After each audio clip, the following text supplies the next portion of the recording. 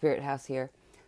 This is my next message about people that, however you identify as chosen, like you're chosen, you're a star seed, you're a indigo, however you identify with. This message is for you. Even if you don't feel like you are yet, here's how you can identify that. Um, okay, so when I first realized it was not that long ago. It was like 3 years ago. Okay. And usually a traumatic event happens romantically or, really like with some really deceptive, horrible thing that happens in your life with your family, and your whole reality is shook, or shaken. And then you start seeing signs of synchronicities, like you start seeing repeating numbers, and you start seeing things like God will put things, and your angels will put things in your feed that you're meant to see. Like when you first wake up in the morning, the first thing you see, if you go to YouTube or whatever, God will, and your angels will use technology like that. But the devil can also use that. Okay, so be mindful. But like if you are truly connected and you're doing, I would recommend, but when you start seeing signs and then you finally realize, you're like, oh no, this is too surreal. There's no way I'm chosen. Because that's how it is. Because let me tell you this, okay? There are forces that try to keep you unawakened throughout your whole life. Everyone has the potential to varying degrees, right? But there are forces actively working against you, if you are chosen, especially, for you to remain unawakened. And so when you go through certain horrible, horrible, a series of events over one on top of the other, then you start to realize, wow, this synchronicities are too big to real. Like I used to see three three all the time. Okay, I used to see that on my microwave, on the clock, everywhere I looked, I'd see 333. But it depends on where you are in your journey.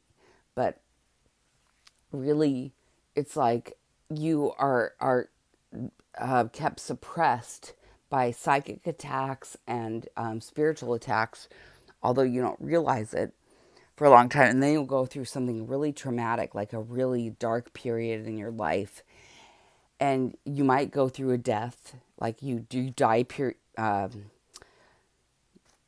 you know, um, just, for a few minutes, and then you come back. Maybe it won't take that, but that's what I've died twice and come back. But, to realize who you are and what you are, and then you start to awaken. That's the beginning of your journey.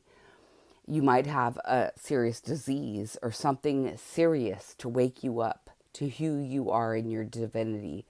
But that's God's way of letting you know that you are divine.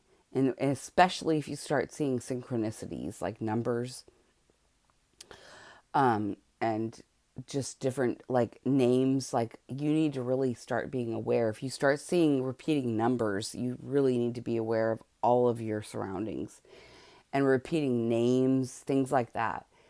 And then that's God's way of letting you know that you are meant for a higher purpose, and that you were wronged in some way, and you have been suppressed by the devil or by demonic forces.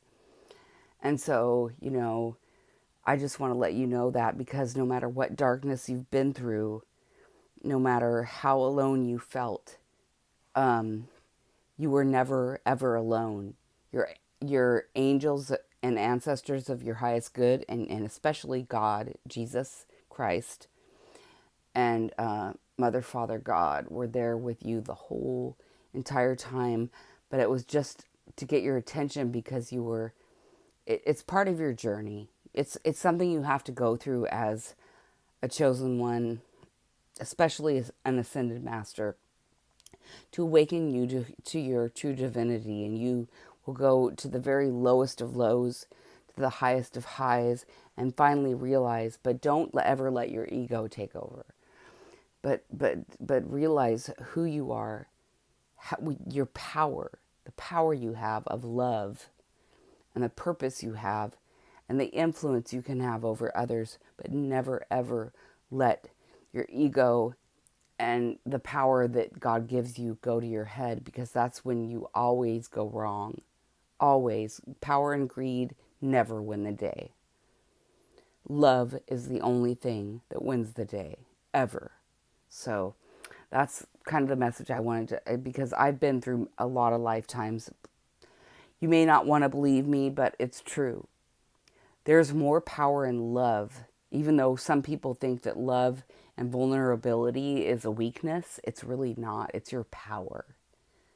It's compassion is your power, and it's something that modern day society has lost, but it's what we need to be able to save humanity and the earth itself.